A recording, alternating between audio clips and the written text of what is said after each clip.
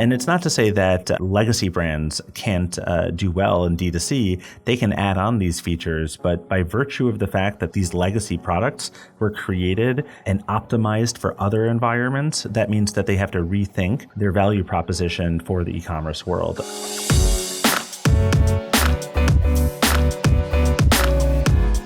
Hey gang, it's Wednesday, September 15th. Jeremy and listeners, welcome to the Behind the Numbers Daily, an eMarketer podcast made possible by VTEX. I'm Marcus, and today I'm joined by our director at eMarketer Briefing. It's Jeremy Goldman. It's a pleasure to be with you, Marcus. Hey chap, pleasure's all mine. Thanks for hanging out. Today's facts: pirates wore eye patches to give them better below-deck vision. If anyone knew this already, how is that possible? So most folks, I like to assume, like myself, thought that it was because they lost an eye. However, Jim Sheedy, a doctor of vision science and director of the Vision Performance Institute at Oregon's Pacific University, it's quite the title, explained to the Wall Street Journal that since pirates were having to move frequently from bright conditions above deck to the extreme dark conditions below, they would use the eye patch to prepare one eye to see in the dark. So when they would go below deck, they could swap the eye patch from one to the other and see with the eye that has already been adjusted to low light conditions, and they could therefore see instantly in the dark with that eye. That's bloody genius. That's really cool. Now I wear one when I drive in, so when I hit a tunnel, I just flip it over and I'm good. It's not actually genius because it's really, really hard to see with just one eye. So you can imagine the first pirate to try this and the backlash. Like Blackbeard, what's that on your face? It's an eye patch. I'm just testing something out. I can one-up you, by the way, quickly here. Pirates did not actually have parrots as pets. Oh, well then what's the point? This has been very enlightening but depressing. I don't even know how that started, but it's true. It's true that it's not true. Did they really not? Then what's real about them? What a sham. I'm furious. Today's real topic, D2C brands, next Playbook.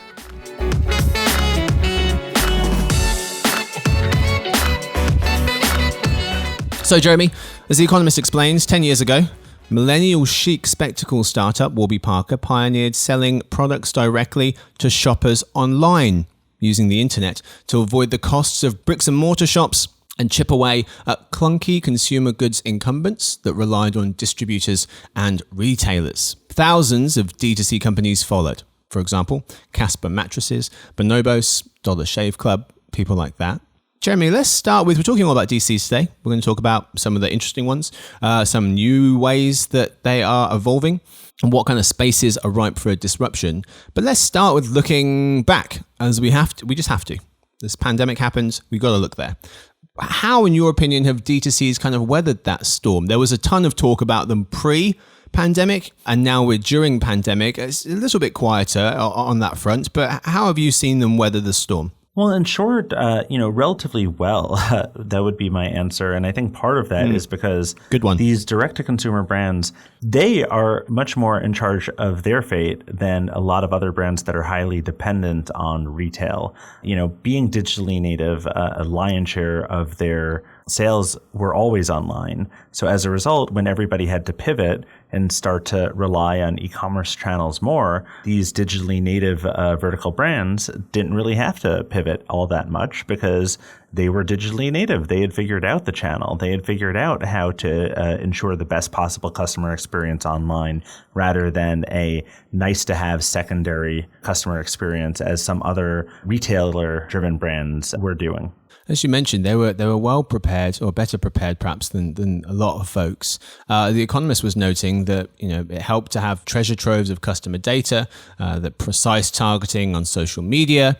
It says sans serif fonts, kind of neat designs, millennial lingo, millennial colors as well, a lot of those kind of pastel colors that you see, and socially conscious mission statements had been its playbook. Do you think that's still all it takes, Jeremy, or do you think a new playbook is evolving? Yeah, I think there's a new, much more sophisticated playbook. And, the reality is if you have the perfect pastel color for your logo and you don't deliver on a strong customer experience or have a really strong feedback loop so that you're constantly iterating and incorporating customer feedback, you're not going to be that successful on the market. And what these D2C brands have done well is just that. They've focused in on one specific consumer problem and solved it accordingly. When you're not dependent on the retailer, and this is key, when you're not dependent on the retailer for key customer data points, you're able to do a better job at responding to customer feedback and offering them exactly what they want, which then allows you to charge the right price point because it's something that's better than other things that are on the market. And that's really what, in my research, I've seen these brands, they've done better than some of the incumbents. I just noticed I'm wearing an aggressively millennial pink shirt today. It works. And that was by, thank you. I was waiting for someone to comment. So you mentioned about them kind of keying in on a consumer problem, something that wasn't working, and they come in and they solve it for often, a lower cost or an affordable cost. D2C shaving equipment company Harry's now offers deodorants. Footwear company Allbirds sell apparel and socks. And one company that you wanted to talk about, subscription toothbrush company Quip, who you had noted recently raised $100 million. They've added products like floss, mouthwash, gum, smart electric toothbrushes, and also a virtual orthodontist-enabled clear aligner service. So I guess what my question was going to be, how many new revenue streams is too many? But I guess it kind of goes hand in hand with, if you focus on too many, how much are you going to be sacrificing in terms of not focusing on your core competence, the product that got you, popular in the first place? It's such a good question. And I think that the answer is, when you're thinking about ancillary revenue streams and just growing the pie, I mean, in a capitalist society, you're going to always be looking for ways to grow the pie. The key thing is to find the right moment to move forward and to jump into something new, as opposed to doing it too early. When you're accepting that $100 million, that comes with the expectation of growth. And naturally, a company like Quip is looking for other places to grow. And I think a really good example of a company that IPO'd this year somewhat successfully is Figs. They identified for those of you who don't know, they're a scrubs company for healthcare workers. And they found a customer pain point, and they found a lot of things that they could do well. And naturally, their challenge is going to be, what do you build next that is adjacent to what you have just gained this market share in? So in the case of Quip, I would argue that, they tried to perfect something, then they tried to see what are the things that are going to make the most sense to go into next. Peloton is doing the same thing right now by getting into athleisure wear. Yep, spot on. You mentioned Quip, you mentioned Figs as well. We've mentioned a couple of the old school D2C brands, if you can, the old guard, the Warby Parkers, Bonobos, Casper, people like that. You mentioned Peloton as well just now. Any other companies jump out to you at this point with anything they're doing that's particularly interesting? I think that there was one that I actually did quite a bit of research into this summer. And this is just one because I think it represents the fact that there are so many different market opportunities out there. Peloton is obviously huge in the at-home exercise market. And some other companies realized that they could be the anti-Peloton in some ways.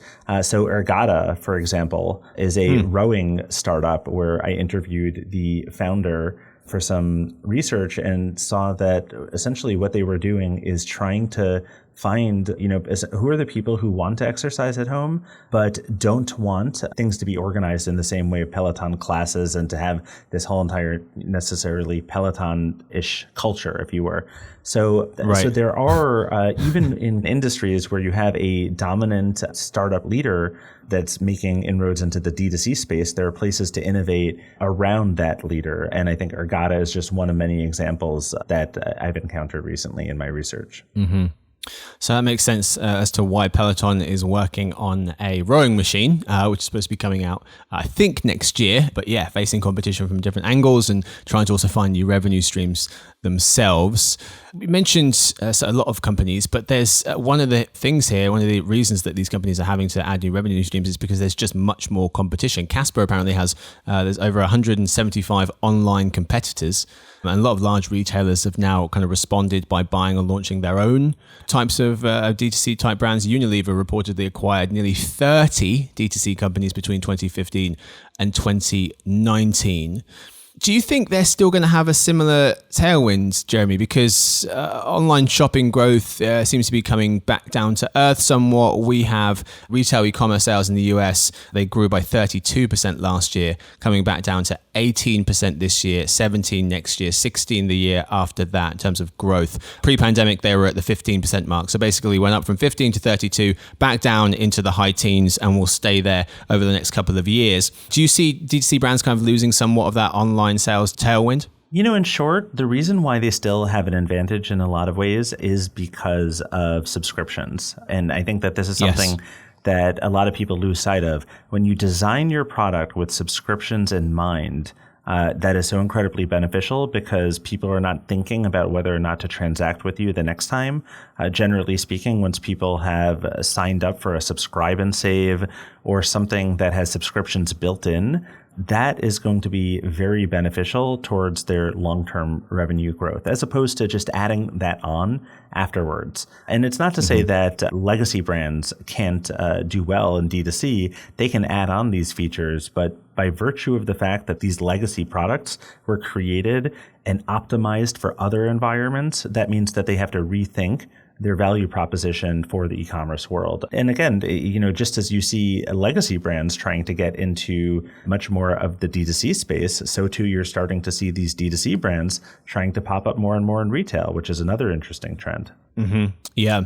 And it seems like these companies have a longer leash than some of these companies that came before them or non-D2C companies, because you look at Warby Parker's, their net loss more than doubled from 23 million in 2018 to 56 million last year. Allbirds lost 40 million in the past 2 years, and mattress maker Casper hasn't recovered from an very unfortunately timed February 2020 IPO. All of those companies, though, collectively, if you look at the US D2C e-commerce sales, we have it growing 46% last year, coming back down to earth to be 16% this year, and 16% growth next year as well in terms of D2C e-commerce sales here in the US. This year, we think those sales are going to make up around 14% of all online sales, just over 2% of all retail sales combined.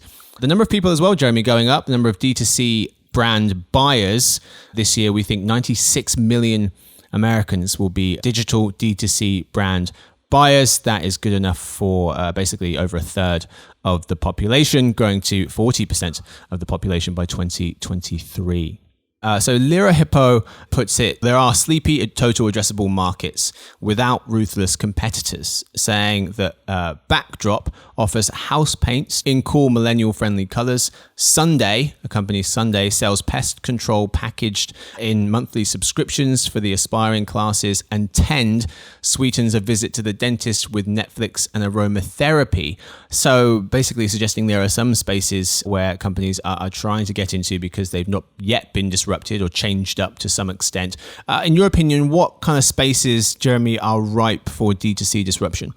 So I'm glad you asked that, because I think one of the things that's so fascinating about this area is that virtually everything that and not to, have a cop-out answer, but especially the areas, if you want to take an example like beauty, for instance, or the mattress area, like the ones that are taken care of, it is safe to say that you're not going to necessarily find a way to become the number one D2C mattress player if you launch right now. That area is spoken for. Beauty is spoken for. When I look at, and this is to me showing how much opportunity is out there, there was some similar web data that we looked at just to see the top 25 US D2C brands ranked by average monthly site traffic growth from August of last year to May of this year. And what's interesting is that you see how wide open the space is, because I'm guessing you won't have heard of some of these brands that have had some of the greatest growth. I've heard of none of them. Let's see. Honey Love, Vessi, Somersault, Athena Club, Luma Deodorant, Dossier, Mudwater. Have you heard of all those? No, none of these. And you keep going down the list to 20. I have no idea who any of these companies are. Right, yeah. Well, and to be honest, I had heard of maybe 3 or 4 of the top 25. And really what it goes to show you is that there is a lot of opportunity right now for D2C brands to get out there and experiment and to get a lot of data about whether or not the thing that they're trying to reinvent has legs or not. Now, in the old days, obviously, to get a retail agreement to try to test something in retail, that would take quite a while. But now it's really not that difficult to launch a D2C brand. And whether or not it's going to be successful is another question. But in terms of the launch itself, a lot of brands can get out there, launch something at a very low scale, and then test and see if it's going to have any legs. Yeah. I've heard of none of these. However, Victoria, who edits the show, she'll tell you I'm deeply out of touch with anything that's popular. That's all we've got time for, unfortunately, for the D2C episode. It's time now for the halftime report, where we summarize the key takeaways in a handful of seconds. Jeremy, a couple of key takeaways from you from the first half? I would say D2C is here to stay. It's a great place to build a strong, powerful brand, but those D2Cs are challenged by D2C growth alone and have to look to other channels eventually, like retail and professional services. That's all we've got time for the lead story. Time now for In Other News. First, a quick word from our sponsor, VTEX.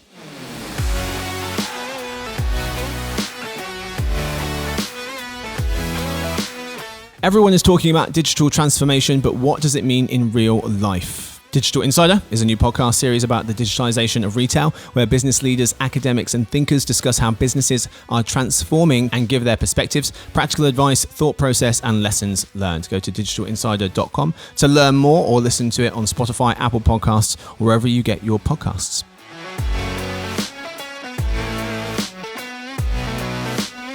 All right, folks, we are back today in other news. What do people expect from loyalty programs? How context can significantly impact ad memorability, and why people are humans, not data points. Story 1. With customer behaviors and expectations changing rapidly, their loyalty is becoming more difficult to earn, writes Tom Caparosa, CEO of premium loyalty program company Claris Commerce. They asked 2,500 folks what they expect from loyalty programs and found a couple of things. Number 1, 8 out of 10 folks want immediate loyalty benefits, not loyalty points that they can add up to get something later. Number 2, 9 out of 10 folks preferred a premium loyalty scheme, one that offers immediate enhanced benefits and experiences in exchange for a membership fee. Think Amazon Prime, Walmart Plus. And number 3, over 7 out of 10 premium loyalty members shopped more with their favorite retailers during the pandemic. Jeremy, your thoughts on what people are expecting from loyalty programs at this point? A key thing is that people want value right out of the gate. They want to get something in exchange for giving up their data. And yes, you can make them work a little bit to get something really valuable down the line. But the key thing is that people want things like free shipping and instant discounts or, faster shipping right out the gate in exchange for giving up some of their personally identifiable information. Story 2. A recent study by integral ad science and neuromarketing and neuroanalytics company NeuroInsight examined the brain activity of 60 Americans in response to contextually matched ads, showing context can significantly impact ad memorability, notes a recent Exchange Wire article. The research found 3 things. Number 1, endemically matched ads, think auto ads near auto content, drove a 23% lift in activation within the part of the brain responsible for things like key messages and calls to action, and boosted global memory by 27% in the part of the brain responsible for overarching narratives. Number 2, informational ads perform best when matched with an article's key message, driving a 36% lift in detail memory. And number 3, ads focused on emotional responses are best paired with content themes. For example, an ad with a seasonal summer thematic adjacent to summer season content. Jeremy, your thoughts? It's a really interesting study. While it's only 60 US consumers in this study, this is involving neurometrics. So this is actually kind of studying the actual recall, not like how people feel about a particular thing, but it's studying reality. And, we should expect more and more of these studies in the future so that people can better understand how to place ads and what ad recall is like. I think what's really heartening about this data is the fact that there seems to be a lot of evidence that putting your ads in the right places can significantly increase recall. Story 3. Hey, marketing executives, people are humans, not data points, writes Andy McMillan, CEO of company User Testing, in a Marketing Dive piece. He notes, as customer interactions have moved from physical to digital, some businesses have increasingly come to see their customers through the lens of data instead of as people to be known understood, and empathized with. Analytics can help companies discern customer behavior trends, he writes, but data is a poor proxy for real human experience. Digital initiatives companies rely on to bring themselves closer to customers often have the opposite effect, creating more distance. Jeremy, your thoughts on this article from Mr. McMillan? Yeah, as somebody who's covered customer experience quite a lot, I think it's true there's a really good data point here about a PwC survey finding that 59% of respondents believe that companies have lost touch with the human aspect of providing service and stellar experiences. So the truth of the matter is that brands should be heavily KPI driven, but that doesn't mean that they can lose that ability to empathize with people on a human level. Doing that tends to lead to better business results, and there's a lot of data that backs that up. A few other data points that jumped out to me. The one, over 80% of people said customer experience is now just as important as a company's products or services. That's from Salesforce. And also 1/3 of customers will leave a brand. 1/3, they'll leave a brand they love after just one bad experience. That was from PwC as well, from a survey of 15,000 folks. All right, that's all we've got time for. Thank you, Jeremy, for hanging out, talking D2C today. Pleasure as always. Thank you to Victoria, who edits the show. And thanks to everyone listening in. We'll see you guys tomorrow for the Behind the Numbers Daily, an eMarketer podcast made possible by VTEX.